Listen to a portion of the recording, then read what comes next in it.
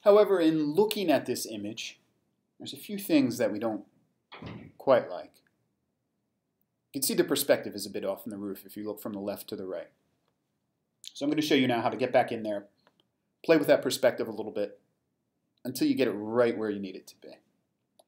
In order to do so, we have to jump back into edit mode, which again happens by tapping the edit icon in the top right of your screen. Let's zoom out a little bit here by pinching in on the image. Here. Again, the first thing that you do when working with a region is make sure that you have it selected. So tap on roof 1. You see it turns purple, indicating that that's the space we're working with. In order to edit the perspective, at the top, draw, on top left, you have draw, fill, and perspective. So going back in and looking at what we have here, and let's zoom in a little bit.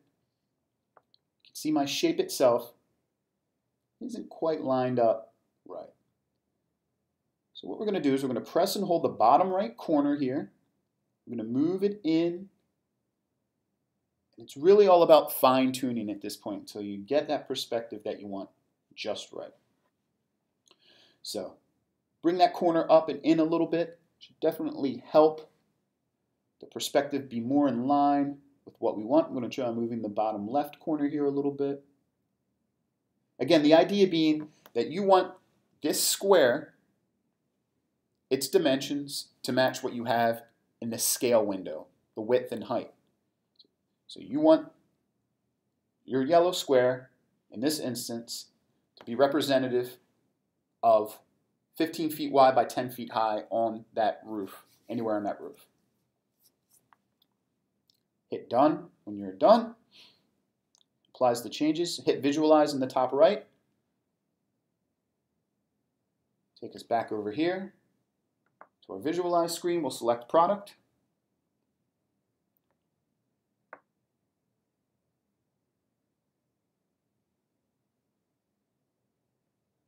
Let's have a look now. Hit the table icon to minimize that.